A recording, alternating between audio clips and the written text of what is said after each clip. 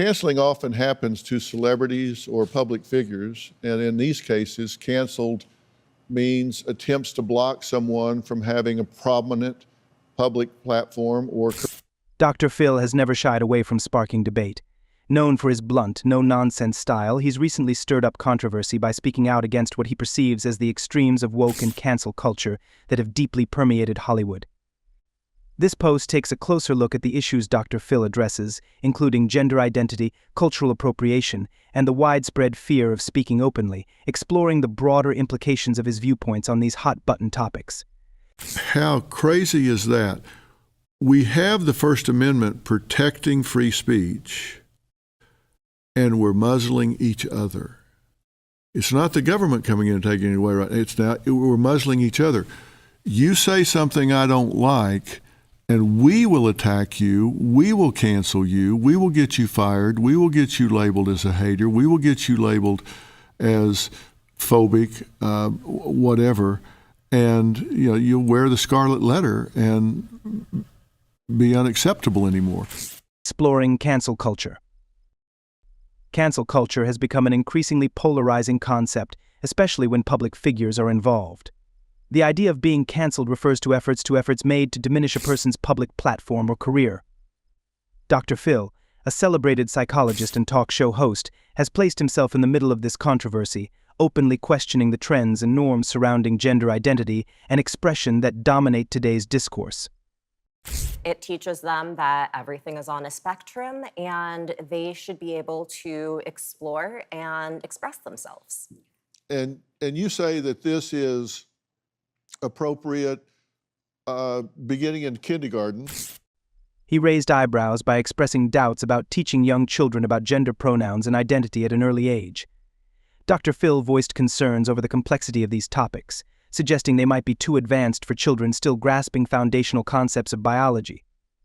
His remarks sparked a heated response, with some viewers showing support while others voiced strong opposition. The debate on gender pronouns. Sexual reproductive organs you have. Gender is what you identify with. They're completely Well, I don't different accept that things. distinction. You have to argue for it. You're just giving a conclusion. You're just making it up. In a recent episode, Dr. Phil sat down with parents concerned about teaching gender pronouns to young children. They argued that such early exposure could confuse kids who haven't yet grasped basic biological differences. Listening carefully, Dr. Phil then shared his apprehension about teaching gender fluidity and pronouns to kids as early as kindergarten. His viewpoint that these discussions might be best delayed until children are older was met with both applause and shock from the audience. A fifth-grade teacher, Mr. Smith, weighed in, arguing for the importance of inclusivity and presenting gender as a social construct. Dr. Phil countered by emphasizing the importance of biological facts, stressing that avoiding these realities in education might only lead to more confusion. The exchange highlighted the tension between social identity and scientific understanding. The culture of fear in cancel culture. In addition to discussing gender, Dr. Phil addressed the broader consequences of cancel culture, drawing attention to a startling statistic: 62% of Americans report feeling too afraid to express their opinions out of fear of social backlash. He believes this widespread anxiety is stifling honest conversations and hindering society's ability to tackle its most pressing issues. For many in his audience, Dr. Phil's stance resonated. They, too, are growing weary of having to be overly cautious when discussing sensitive topics. His message was clear: fear silences people. How can society hope to make progress on complex social issues? Challenging cultural appropriation. Dr. Phil didn't stop at cancel culture. In another recent episode, he tackled cultural appropriation, engaging with a professor who argued that adopting elements of another culture like fashion, food, or hairstyles without permission can be damaging. Dr. Phil countered that labeling every cultural crossover as appropriation may actually create unnecessary divides. He suggested that many people accused of cultural appropriation are often not doing so to mock, but rather to appreciate and admire. This notion led to a tense exchange with the professor, who maintained that minority cultures need protection from exploitation, while Dr. Phil argued that appreciation does not equal theft and that cultural sharing should not be restricted. Hollywood's empty gestures. Dr. Phil also called out Hollywood and corporate entities for what he considers empty gestures. He criticized companies that roll out diversity initiatives and projects merely for public relations while failing to achieve meaningful change. His emphasis on substance over optics struck a chord with viewers tired of performative activism and symbolic gestures. For Dr. Phil, it's the genuine conversations and actions that matter, not the appearances. He argued that if companies are only concerned with ticking boxes to seem woke, they're unlikely to drive any real progress. Social media's impact on free speech. In today's social media-driven world, Dr. Phil is concerned about the impact of tech companies on free speech.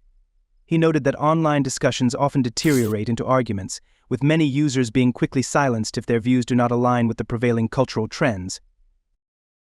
This perspective resonated with those who fear their freedom of expression is being stifled. Dr. Phil argued that true conversations require an open forum where individuals can freely voice differing opinions without immediate shutdowns or ridicule. Audience reactions to Dr. Phil's views. Reactions to Dr. Phil's bold statements have been mixed, with some viewers applauding his candid approach, while others were outraged.